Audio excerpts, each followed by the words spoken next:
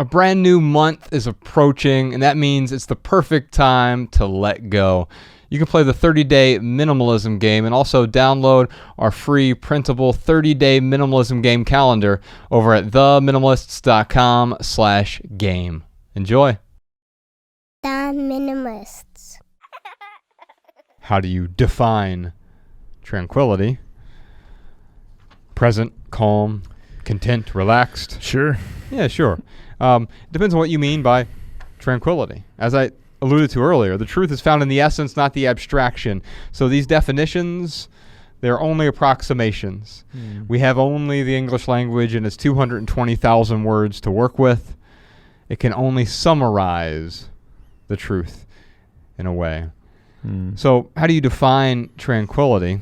What ideas do you have for how to achieve what I view as a temporary state of being and why that is important? So is tranquility temporary? Yes, but isn't everything? Yeah.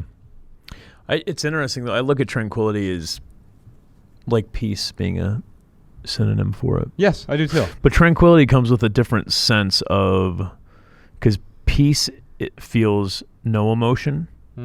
I feel like, but tranquility has like, it's not a high dose, but it's like a little tinge.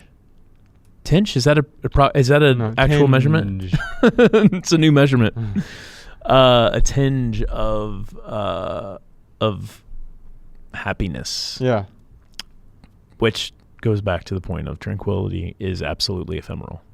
Right. And it all is, though, right? So peace is ephemeral. Yep. Tranquility is, what else do you say, present. I mean, the present moment is ephemeral and simultaneously eternal. And so we think of time in a linear fashion, and it makes sense that we do think of it that way. But every moment is eternal. And it's hard for us to, in our 4D world, right, where we have 3 dimensions plus time, it's hard for us to even conceive what that is. We understand there are other dimensions, but we understand that only intellectually. If you were a 2D creature, you wouldn't understand the third dimension either. Right. There's a whole Carl Sagan talk about this.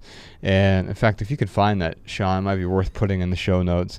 Carl Sagan talking, he gives like a whole this video display of like why we can't really understand the additional dimensions that are out there.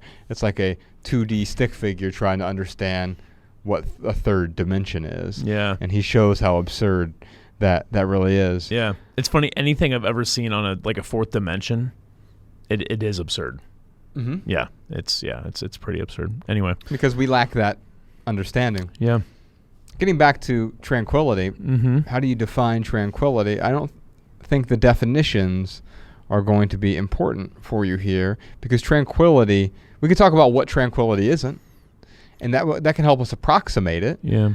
Tranquility isn't conflict, right? We've determined that. I think you and I agree that that conflict. Tranquility isn't suffering. Tranquility is not disruption. Tranquility is not what?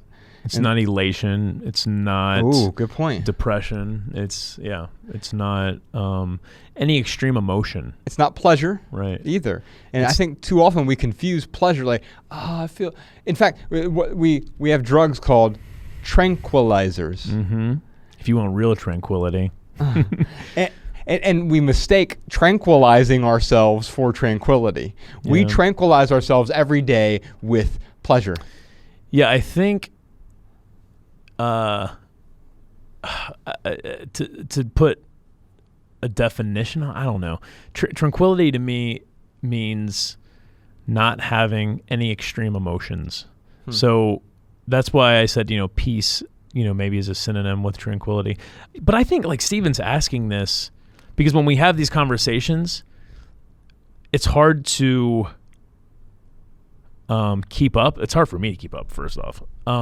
But it's hard to keep up with the conversation when you don't know what they're talking. I mean, if we're talking about the word tranquility, Stephen has a very valid question of like, well, what do you mean when you say tranquility? Right. So that's why he's looking for, because he wants to follow along with the conversation. Yeah, and so like I said, the best way I can approximate it is to say what it isn't. Is to sort of do the chalk outline around it, right? Yeah. Now, I like what you said there about being.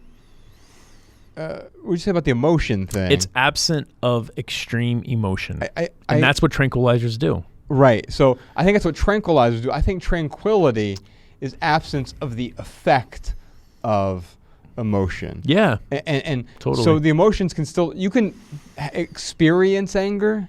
Mm. It's just like anxiety, right? Mm-hmm. You can either say I'm an anxious person or anxiousness has arisen within me. Mm. It's not that I am anxious. It's that I'm feeling anxious in the moment. Mm.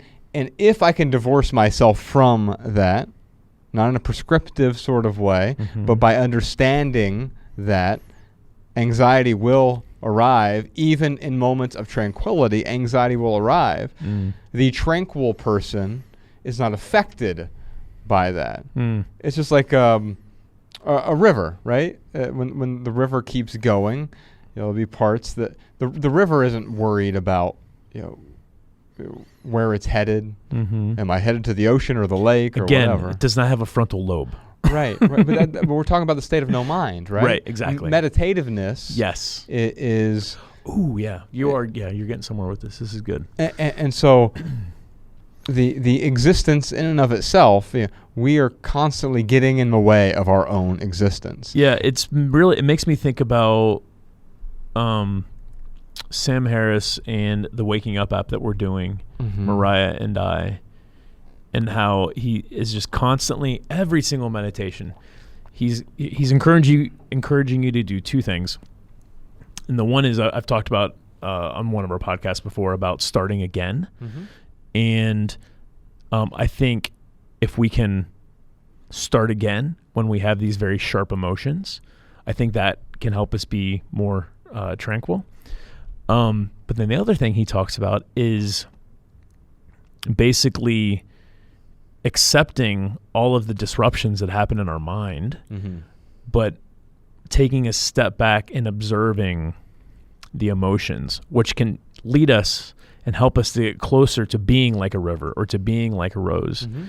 And and the beauty behind that is if you can master that, which I don't think that's a goal. That's not my goal, but I could see where becoming, a master at that is you could almost have this out-of-body experience where you're kind of just observing what's happening rather than allowing it to control you, essentially. People often describe the out-of-body experience. Jordan, I don't know if you've experienced that yet with the rock climbing you've been doing, but it's I've certainly experienced it with writing. I'm sure you've experienced it with snowboarding. Mm-hmm. That's another way to describe the meditativeness or the flow state or the no mind is the out-of-body experience, because it doesn't require the cerebration that the turmoil requires, right? And so when I talk about being less affected or unaffected by the emotions that arise, it doesn't mean that they don't arise. They will still arise, maybe with different frequency once we better understand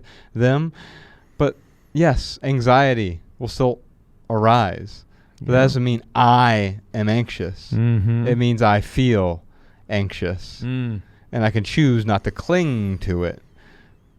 I'm really good at clinging to anxiety. It doesn't serve me very well. I'm just very good at clinging in general. You have a clinging contest? Ready, go.